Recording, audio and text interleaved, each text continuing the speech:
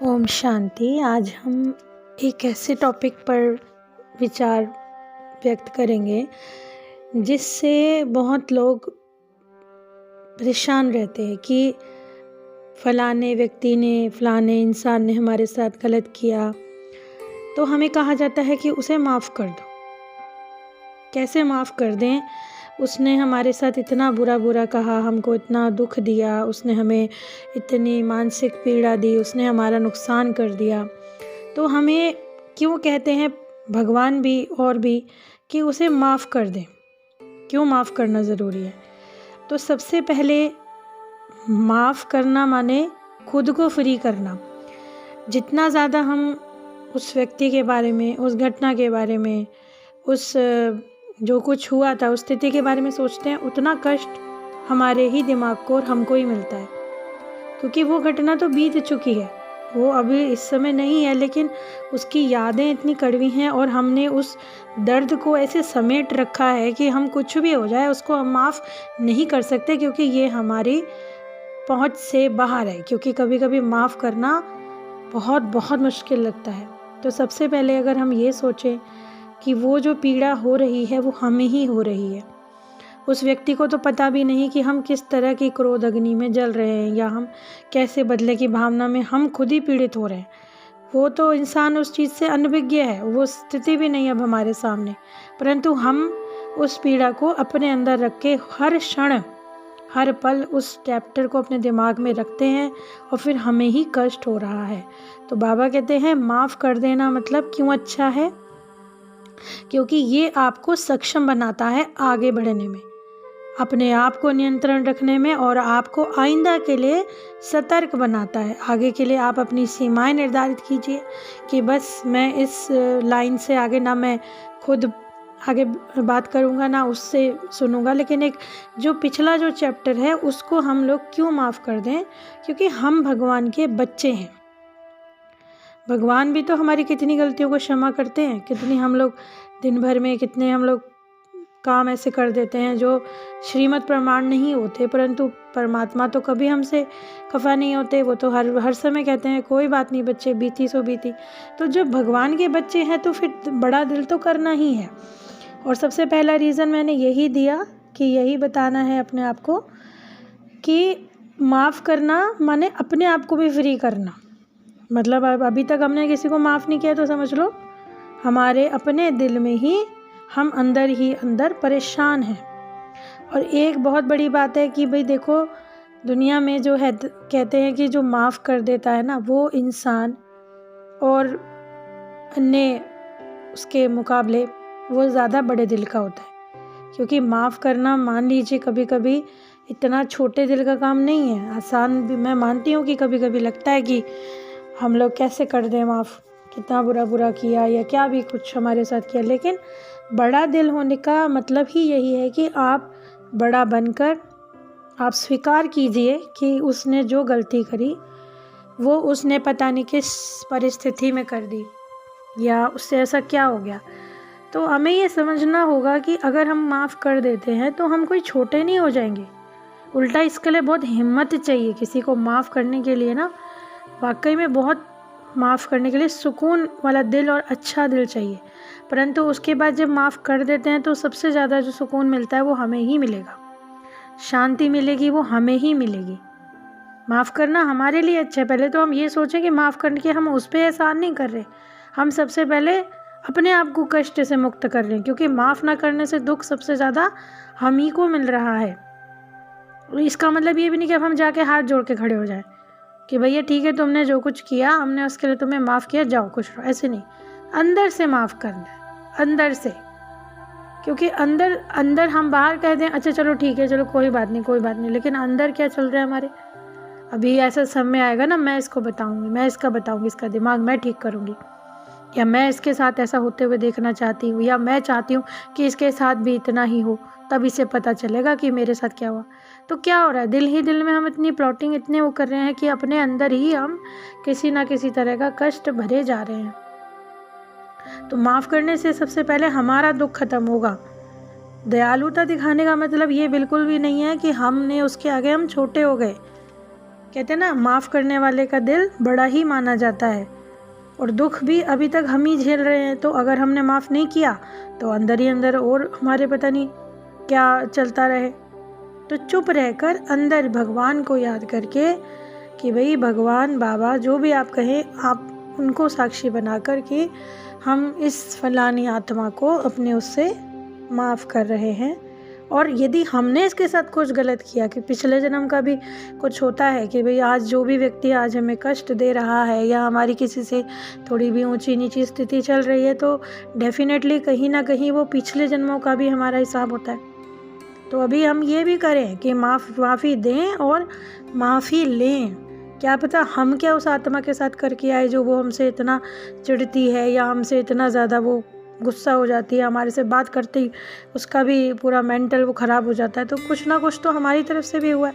तो बाबा को सामने रख के, परमात्मा को सामने रख के विजुलाइज करें कि मैं इस आत्मा से माफ़ी मांग रही हूँ या मैं इसको माफ़ कर रही हूँ उन कर्मों के लिए जिनका मुझे याद नहीं है कि मैं क्या करके आई हूँ इसके साथ, या मैंने इसके साथ ऐसा क्या कर दिया जो ये अभी तक मुझे माफ़ नहीं कर पा रही या मुझसे ये खफा है या नाराज़ है।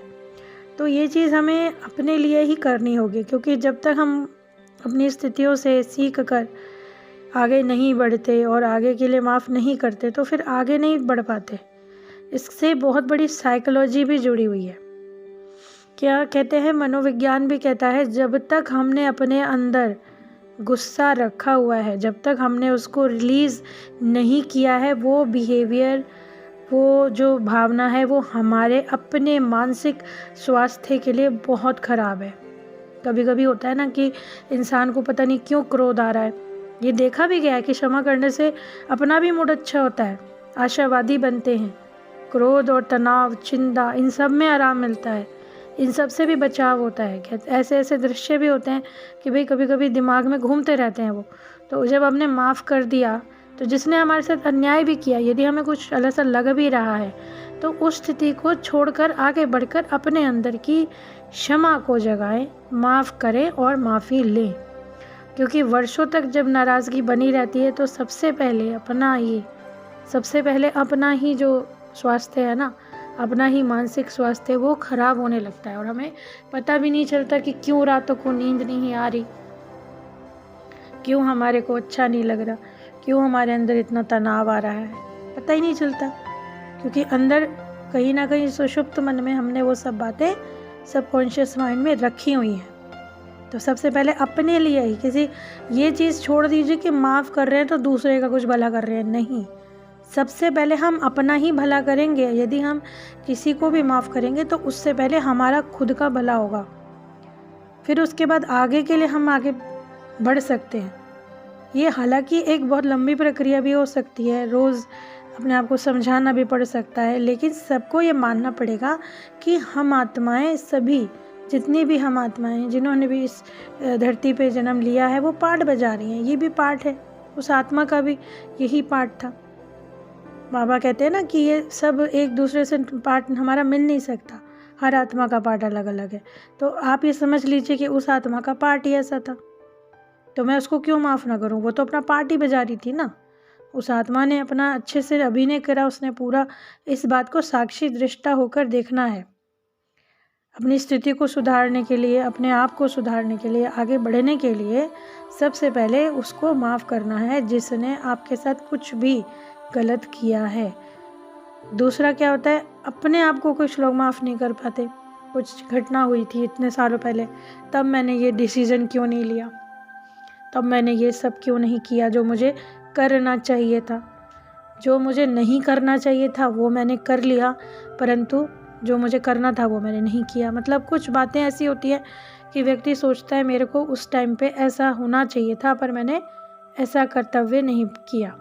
तो बाबा ने कहा है सबसे पहले अपने आप को भी माफ़ करें, क्योंकि हम कहीं ना कहीं अटके पड़े हैं कि भाई हमारे साथ ये हुआ, फिर हमने भी गलत कर लिया। ये सब बातें उलझ गई हैं, एक से तार बिल्कुल मूझ गया है, जैसे कहते हैं ना, पूरा एक जाल बन गया है, गुच्छा सा बन गया है। तो सबसे पहले गांठ को ढीली करना पड़ता है, या फिर गांठ भी ढीली करें तो उससे पहले अपने आप को रियलाइज़ करें कि जो कुछ हुआ मैंने उस घटना के अनुरूप, उस स्थिति के अनुरूप मैंने कार्य किया, जो मुझे उस समय सही लगा। उस स्थिति के लिए अपने आप को माफ़ करें, क्योंकि दूसरों को भी माफ़ करना है तो अपने आप को उससे पहले करना है, क्योंकि माफ़ी वही दे सकता है जिसका अंदर से खुद हृदय शुद्ध और स्वच्छ हो। और अभी तो हमने क्या कर रखा है, अपना ही हृदय कितनी ही बातों से उलझा रखा है। कोई भी चीज़ हमें समझ नहीं आती, कई बार कोई समझा भी रहा होगा तो भी हमने अपने पुराने इतने वो बना रखे हैं कि भाई नहीं, ऐसे नहीं होता, ऐसे होता है। तो जब तक अपने अंदर की गांठ नहीं खोलते, अपने अंदर को नहीं शुद्ध करते, पवित्र नहीं करते, तब तक कोई चीज़ उसमें समा नहीं सकती, क्योंकि गलतियां सबसे होती हैं। मैं भी गलती कर सकता हूँ, उसने भी गलती करी, परंतु अब ये सोचना है अब भलाई किस में है। भलाई इसमें है कि क्रोध और नाराज़गी को मन में रखने से अपने अंदर के जो हार्मोन हैं वो डिस्टर्ब हो रहे हैं। हमारी चिंता और हमारे तनाव के कारण हमारा शारीरिक स्वास्थ्य, हमारा मानसिक स्वास्थ्य, हमारा अध्यात्म, हमारा मेडिटेशन तक डिस्टर्ब हो जाता है। लेकिन वहीं अगर हमने सकारात्मक सोच कर दी, सबको माफ़ करके आगे बढ़ गए, उनको भी शुभकामना दे दी, भगवान उनका भी भला करो। आप सभी आत्माओं के पिता हो, आपको सभी का ध्यान रहता है, आप सभी का भला करो। तो इस तरह की जब हम भावना लेकर आते हैं ना, तो अपने आप की वाइब्रेशन अपने आप ही उच्च होने लगती है। अपने अंदर से आप महसूस करेंगे, ये चीज़ें ना करने की होती हैं, आप खुद महसूस करेंगे कि आप हल्के होते जा रहे हो, क्योंकि अब आपने बोझ नहीं रखा ना। बोझ आपने किसको दे दिया? परमात्मा को। और परमात्मा तो कहते ही हैं कि आप अपनी जितनी भी चिंताएं हैं, जितनी भी फिक्रें हैं, आप जितना भी दुख है, आप मेरे साथ शेयर करो। परमात्मा तो कहते हैं इस चीज़ को, आप मुझे बताइए, आप किसी को मत, आप गुस्सा भी किसी को मत दिखाओ, क्योंकि उस आत्मा को भी हर्ट होगा, वो भी कर्म बन जाएगा। इसीलिए जब कहते हैं ना क्रोध होता है जिस व्यक्ति के अंदर, तो कहते हैं मेडिटेशन करो, बैठो, अपने अंदर करण से बात करो, अपने आप से बात करो, अपने परमपिता से बात करो, सॉल्यूशन ज़रूर मिलेगा। ये चीज़ें हम करते नहीं हैं, बस भागते हैं, अपने आप से भाग रहे हैं, दूसरों से भाग रहे हैं। उसने गलती कर दी, मैं उससे रिश्ता नहीं रख रहा। अपने आप से गलती हो गई, मैं अपने आप को अब इस बात के लिए माफ़ नहीं कर रहा। तो बाबा ने हमेशा कहा है, प्रॉब्लम्स कभी भी ऐसे ख़त्म नहीं होती भागने से।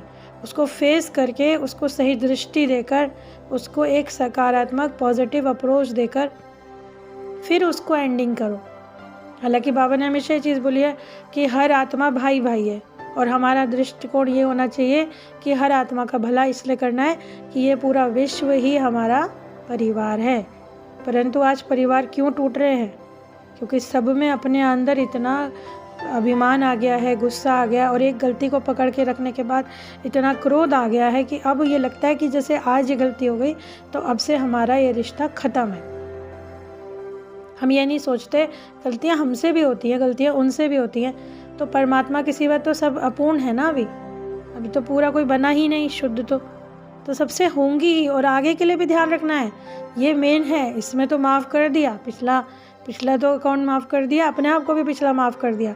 आगे के लिए भी ध्यान रखना है कि पहले तो कोशिश करें कि हम किसी का दिल ना ही दुखाएं तो अच्छा है ना। हमारा कोई, हम जब नहीं दुखाएंगे तो डेफिनेटली कोई हमारा भी नहीं। परंतु यदि किसी से गलती हो जाए तो उस बात को अपने दिल में समेट के रखना नहीं है। ये सोचना है वो आत्मा उस समय अभी थोड़ी सी बीमार है। जब कोई बीमार आदमी होता है तो उसको कहते हैं ना कि भाई इसको थोड़ा सा मानसिक प्यार ज़्यादा दो, कहते हैं ना उसको थोड़ा और सपोर्ट दो, क्योंकि वो पहले ही दुखी है अपने शरीर से, अपने मन से। तब उसको कहा जाता है इसको थोड़ा और प्यार से ट्रीट करो।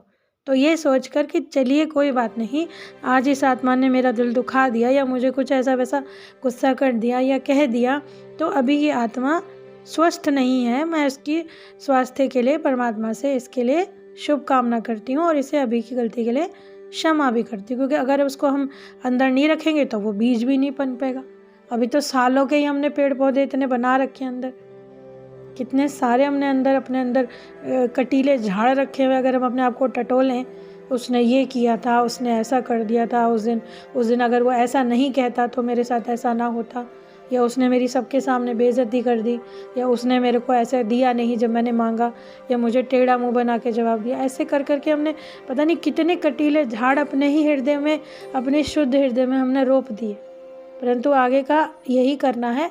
बात हुई, बाबा से दृष्टि ली, बाबा की तरह बड़ा दिल करा, बात को वहीं की वहीं भस्म कर दिया।